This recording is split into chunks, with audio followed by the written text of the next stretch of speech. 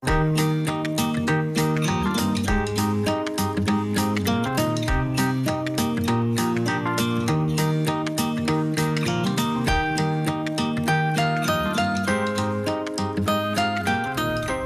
good evening, everyone, and thanks for joining us tonight for this special Just for Kids presentation. I'm Amy Lynn. It is back to school season, and hopefully by now, kids across our region are settling in. Tonight, we want to put their mental health and wellness in the spotlight. We're going to cover some important topics like social media, bullying, screen time, and much more. We do have a call-in line as well, so if you have questions that you would like answered by our local experts, you can call the number that is on your screen throughout the broadcast. We may even ask your question live on the air. We want to begin tonight by introducing our special guest joining us this evening. We have Dr. Tyler Wilson, provider with BHMA Child and Adolescent Behavioral Health Services. Welcome. We also have Melissa Begley, family nurse practitioner and psychiatric mental health nurse practitioner. Welcome to both of you. Thank you. Thank you for having us. Thanks for being here. Certainly an important conversation that we're going to have tonight. Perfect timing with the start of a new school year. Let's start by kind of getting to know you a little bit. Kind of tell us a little bit about your background. We'll start with you, Doctor. Sure. Yeah, I was born down the street, down at the Johnson City Regional Medical Center, and then raised in Bristol, went to Tennessee High, and then ultimately ended up at LMU, went to medical school, and went down to the beach for a little while, did some training down there in child and adolescent psychiatry down in Charleston, South Carolina, and now moving back here. So excited to be back in the Tri-City area, working in the outpatient clinic in Johnson City for child and adolescent psychiatry. So working with young children as well as teenagers. That's right. Yeah, anywhere from ages 3 to 18. 3 to 18. Yeah. All right. And Melissa, tell me a little bit about yourself. So raised in Southwest Virginia. I have been a family nurse practitioner for 26 years. I work in Norton, at Norton Community Hospital at a local outpatient office on campus. We serve the city of Norton, counties Wise, Dickinson, Lee, Scott, and Buchanan counties. We have a fairly large pediatric practice. Been a psychiatric mental health nurse practitioner as well for about 5 years to meet the demand of caring for the mental health of adults and children alike in Southwest Virginia. And I'm happy to be here to talk about the subject matter. And certainly mental health, such an important topic. I think we talk about it a lot when it comes to adults, and we seem to be gaining some ground when it comes to that. We're talking tonight about children, and we know their mental health just as important. Seemingly, a lot of different symptoms go into children's mental health. What are you seeing? Yeah, absolutely. And it's definitely appreciate you all putting some focus on this topic, because I think in the last 5 years or so, we've seen a lot of negative effects from COVID and a lot of difficult things that kids have gone through. And while they're certainly resilient, they're also very sensitive, right? And so I think we've seen a lot of different things, whether that's increases in depression and a lot of anxiety. Yeah. I'm sure some people are feeling that going back to school. And yeah, I think we're also seeing thanks to you all and some other people raising a lot of awareness, I think we're also seeing people taking it a little bit more seriously. So yeah, excited to talk more about it. And Melissa, certainly you see it on that rural level, Sure. working out in those other counties. Sure. What are you seeing when it comes to our children and adolescents? Well, I think COVID certainly was detrimental to children.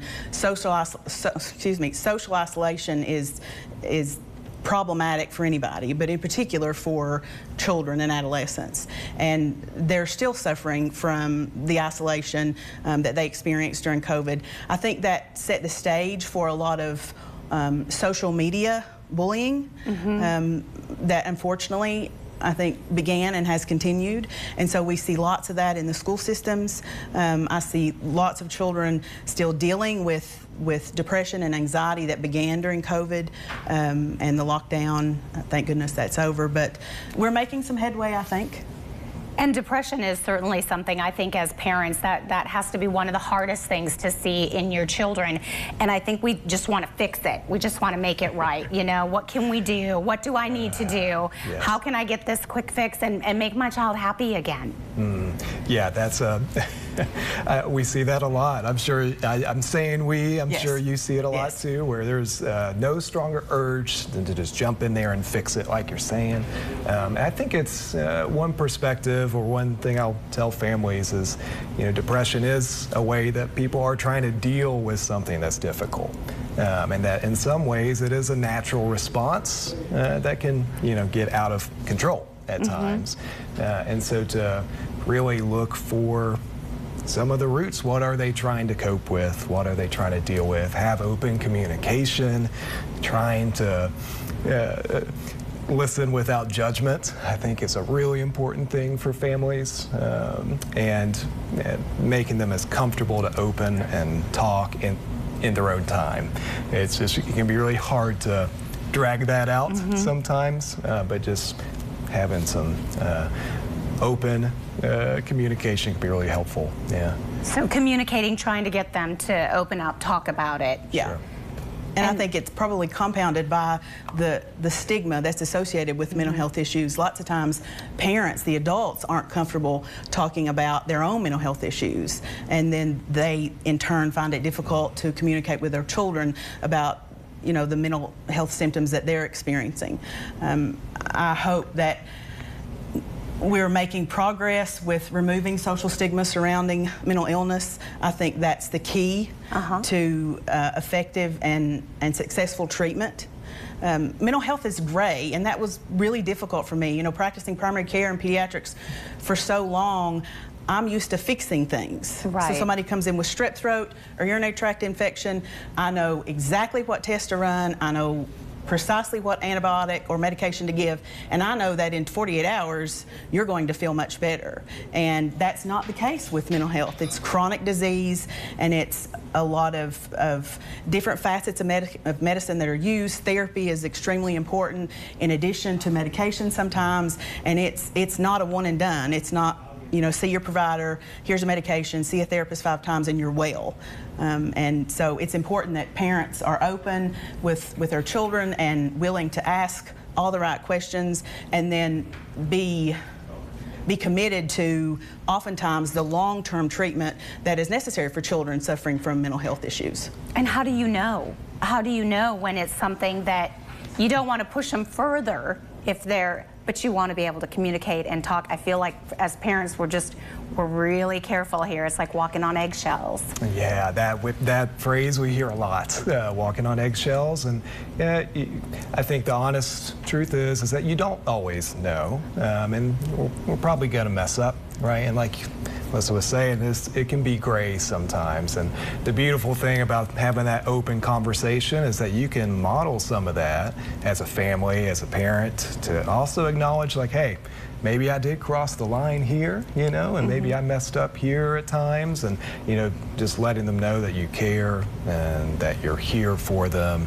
And actually sometimes saying that, you know, you want to help, but you're not trying to fix, right? You know, you're just here to support. That can be a little bit of a shift, and usually that can be a nice little move to make if you're not sure sometimes. Well, and the comforting thing is, I think that there are resources in our area, whether that's within the Johnson City community or our surrounding counties. Sure. Just having that awareness for parents, I would think, would be comforting. Have you found that in your communities? Absolutely, sure. And you know, there are lots of therapists that are willing to meet with parents to help coach them how to talk to their children about the mental health issues or symptoms that they're suffering from. And so I encourage all parents to take advantage of that. Talk to your healthcare provider. Tell them that, you know, you want to see a therapist to learn how to talk to your child and how to help your child if you're that unsure about how to go about it. Yeah, those relationships are really key. They are. Absolutely. They are. Yeah. Yeah. Okay. And when we're talking about depression and anxiety, and certainly at the beginning of a school year, how long do you sort of let it go and try to help them without saying, you know what, I think it's time that we, you know, bring in some reinforcements, that maybe we help, maybe we talk to your pediatrician? Yeah, I think the risk of acting too soon is not too high. So I think sometimes bringing that up and at least letting them know, because it can certainly be awkward at times for them to bring that up, and they don't know exactly what they're asking for a lot of times. But to let them know that, hey, maybe if you want to talk with someone else that isn't me, we could look into that. And maybe it's something you go and talk once or twice. I think sooner is usually better than later. Yeah. You don't want to wait too long. No. Right. And certainly you mentioned bullying. We're going to get into the bullying topic coming up here in just a minute. We're going to take a quick break. We have that number right there on your screen. If you do have questions that you would like asked, you can call that number. We have people standing by ready to take your question. We'll be right back. Some see a burn victim, diabetes, leukemia. Some see neurofibromatosis. We see a farmer, a fashion designer, an actress, a firefighter. Niswonger Children's Network, where hope rises. I love to restore old homes, and I love to come and work on my farm. I find great joy and peace coming out here and putting a hard day's work in, and having to slow down because I couldn't physically do what I needed to do was a bummer. I had my surgery at Franklin Woods Community Hospital. I had a robotic total hysterectomy. Benefits of having robotic surgery were less pain, almost non-existent scars, and being able to get back to doing what I love to do very quickly. I use the Da Vinci robot to do complex surgeries. We're able to operate minimally invasive, and we're getting the patients out of the hospital a much shorter length of stay. Less pain, almost non-existent scars, being able to get back to doing what I love to do very quickly. I'm seeing quicker return to activity, less post-operative pain. I've been back to normal. I can do anything I want to do. It's just made life a whole lot easier. There's no way. Well, welcome back to our special Just for Kids presentation tonight. Again, we are focusing on our children's mental health and wellness. And once again, we do have that call-in line. You have been calling in. We are getting your questions, so thank you for that. Joining us this evening, once again, we have Dr. Tyler Wilson. He's with BHMA Child and Adolescent Behavioral Health Services. We also have Melissa Begley joining us, family nurse practitioner, also very well into the psychiatric mental health nurse practitioner as well. Yes. Right? Yes. It's a yes. long title, but certainly so important. As we know, mental health is really your #1 priority when it comes to our children Yes. and adolescents. Yes. And one of the things that we're getting some questions on tonight is bullying. We recently saw just being reported in the news cases of bullying, both in our local communities as well as our rural communities, starting to address seeing more cases, which sometimes can be maybe people are reporting it more. Has it always been there? But now people are saying, you know what, I don't have to tolerate this anymore. So let's talk a little bit about bullying and what you see and maybe how it affects children. We'll start with you. Well, I think bullying is, in my practice, probably the #1 cause for generalized anxiety disorder in children. It's bullying, so much of it occurs online, cell phone, apps on cell phones, and bullying can be done without accountability because it's words with no face. Nobody's ever face-to-face for that, usually. I think the majority of bullying occurs that way. And it just wreaks havoc on the mental health of, in particular, middle schoolers and adolescents. I always encourage parents, if they're not in my office for a mental health visit, if it's a sick visit or if it's a well child check, I always ask the question, school going okay? Are you experiencing any bullying? You seeing anything at school that upsets you? And I always encourage parents to stay in tune with that and to ask those questions on a regular basis, daily. How was school? Any bullying? See anything that upset you? I think that's critical. How about for you? Yeah, I think you're hitting the nail on the head there. It's a big issue. It really is, and I do think checking in. I think we've talked a little bit about having some open communication and the more we practice it, the easier it'll get. And also, I think it is important for families, parents, to trust your gut too. If you're seeing a change with your child, if you're seeing that they're staying in the room more, if they're not spending time with their friends, if they're losing interest in things they used to enjoy, going and playing sports, and they're just not wanting to do it anymore, those are certainly things that a lot of times we can pick up on, and that would be worth checking in a little bit more. That whole dynamic has certainly changed. You know, we had the very typical bullying. You could see it. Where this now, it's all on those cell phones. You see it.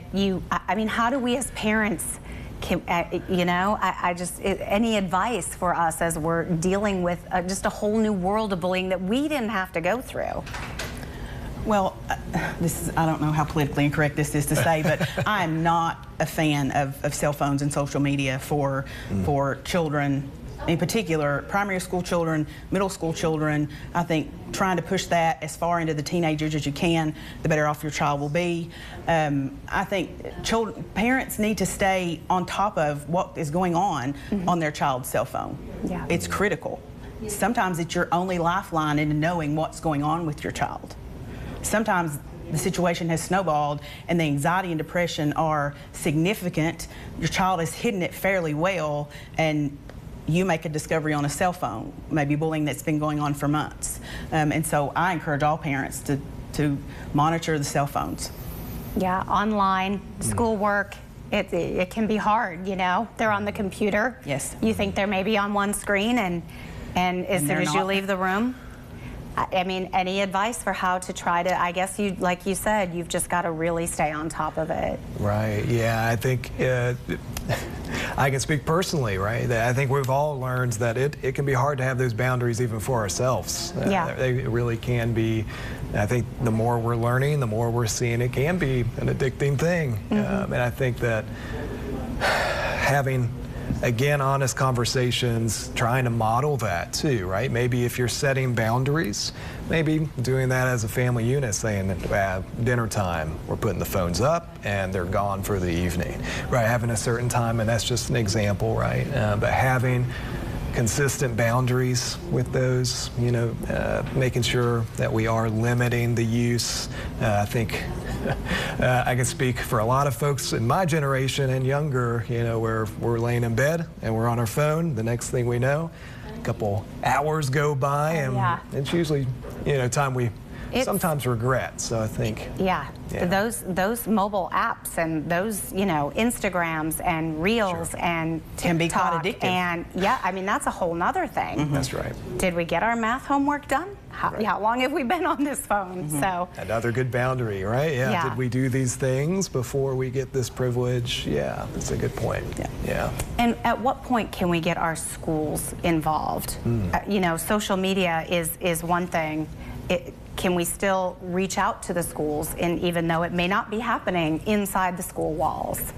Well, I think it's always important to know the administration at your school, to get to know your children's teachers. I don't think there can ever be too much of that. I think, children will be children, and they're not perfect, and they'll make mistakes, and it's up to parents to be there to help them through those mistakes and maybe guide them when mistakes are made, and to be supportive no matter what's going on. And there's nothing wrong with being one of those helicopter parents, but also not being intrusive. I think that's a fine line. Okay. But I don't know that I've ever encountered a child that said, my mom cared too much. Yeah. My mom asked too many questions. I mean, that may annoy them from time to time, but if it's problematic, it's because children feel like they're being ignored and not enough questions are being asked, or not enough interest is being shown. All right, we're going to take a quick break. We're going to come back and we're going to address a couple of other questions that we're getting. Again, this is the number to call if you do have a question. We'll continue our important conversation right after this. I love to restore old homes, and I love to come and work on my farm. I find great joy and peace coming out here and putting a hard day's work in, and having to slow down because I couldn't physically do what I needed to do was a bummer. I had my surgery at Franklin Woods Community Hospital. I had a robotic total hysterectomy.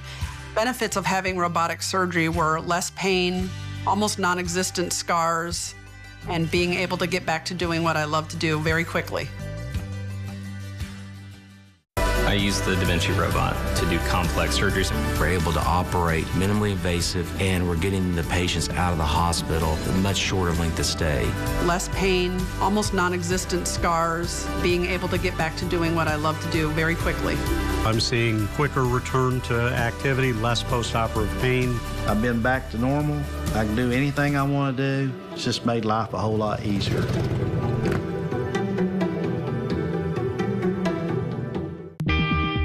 Some see a burn victim, diabetes, leukemia. Some see neurofibromatosis. We see a farmer, a fashion designer, an actress, a firefighter. Niswonger Children's Network, where hope rises. Hi, welcome back. We want to get right back to our conversation. Again, we have Dr. Tyler Wilson and Melissa Begley joining us this evening. Important conversation. I feel like we should all be kind of taking notes because this is so important, especially as we start a new school year and our kids are kind of back in their social circles. We're talking about the schools. We do see bullying cases on the rise. And of course, like you said, that leads to all that depression and anxiety that we were talking about. How important is that relationship with our schools, and how can we get them more involved, like as parents reaching out to them? Because I feel like that's where they are. Yeah, that's a great question. And going through Tennessee High myself as a graduate there, I know that they have their work cut out for them. The teachers, the administrators, counselors, everyone involved, principals, setting the policy. It's a tough job. I do think that the more information they have, the better they are. And so I do think families reaching out is never a bad thing. So they know what is going on with the kids. And I do think that we have to have our expectations in an appropriate place too, right? We all play a part as healthcare providers, as parents, as teachers, educators, counselors. But the more we talk and share that information, the better. And I feel like the teachers, they know your kids so well, and they always seem to be willing to want to get to know them even better. I feel like if there is a parental concern, they're definitely willing to listen. Sure, and I think most teachers want a relationship full of back and forth communication between their students' parents. I mean, that's more support offered to the teachers. You know, we were talking earlier, our teachers spend more time with our children, if you tallied up the hours, more time than parents do. You know, we get a little time in the evening before bed if your children are involved in extracurricular activities after school, but we send our children to school and they're with their teachers 8 hours a day. And they're oftentimes the lifeline to what's going on with your children. I do think, I wanted to make a point that I think when we talk about bullying, I think it's also important not to forget about the bullies, though, because oftentimes those children are mimicking behaviors and situations that they see in the home. And, you know, it's easy to just say, well, that's the bully and that's the bad kid. But I think it's important also to do some investigation and to talk to the bullies to see, you know, what's going on at home and maybe try to come up with some of the reasons that they exhibit the behavior that they do. Right. Because they're kids too. They are kids too. And they're going through the same thing. Yeah. Absolutely. So it's almost like, the snowball effect as it rolls down. Yes. We're going to take one quick break. We're going to come back and we're going to wrap up our thoughts right after this. I use the Da Vinci robot to do complex surgeries. We're able to operate minimally invasive, and we're getting the patients out of the hospital with a much shorter length of stay. Less pain, almost non-existent scars, being able to get back to doing what I love to do very quickly. I'm seeing quicker return to activity, less post-operative pain. I've been back to normal. I can do anything I want to do. It's just made life a whole lot easier.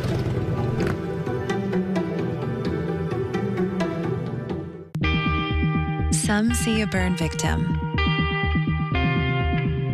diabetes, leukemia. Some see neurofibromatosis. We see a farmer, fashion designer, an actress, a firefighter. Niswonger Children's Network, where hope rises. I love to restore old homes, and I love to come and work on my farm. I find great joy and peace coming out here and putting a hard day's work in, and having to slow down because I couldn't physically do what I needed to do was a bummer. I had my surgery at Franklin Woods Community Hospital. I had a robotic total hysterectomy.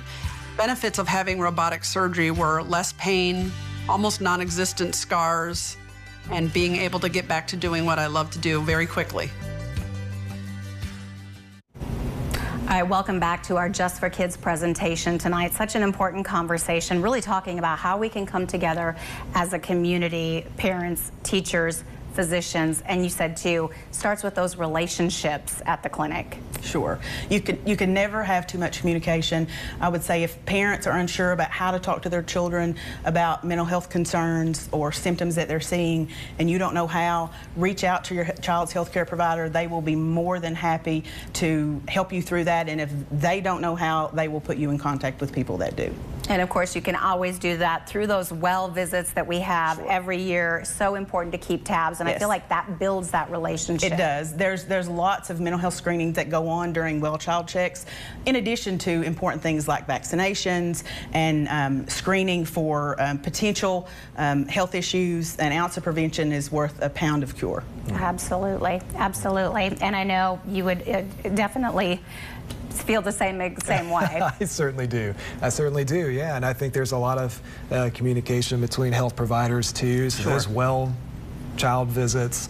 We get a lot of communications from pediatricians and all sorts of providers. So yeah, just bringing up any concerns you have at those visits. Yeah. And the good news is you are very well versed, so we have the resources available. Sure. You're there to help people deal with these and find a better way. Yes. Yeah. That's certainly our goal. That's certainly, yeah. So last minute tips for parents out there if they are starting to see some of these things that are concerning. Yeah, I think some takeaways would be to try your best to set some time aside, whether it's doing something you enjoy, going out on the weekend with the family, and having some sort of social activity. We've brought that up. I think socialization, something we lost in COVID, and we know that is one of the most protective things for anyone's mental health. So I would put a big underline that. All right, keep those relationships open, certainly. Well, we want to thank you both for your time this evening, an important conversation as we talk about mental health, taking care of our children. If you would like to learn more, you can always check out the website, balladhealth.org. Thanks for joining us, everybody. Have a great night.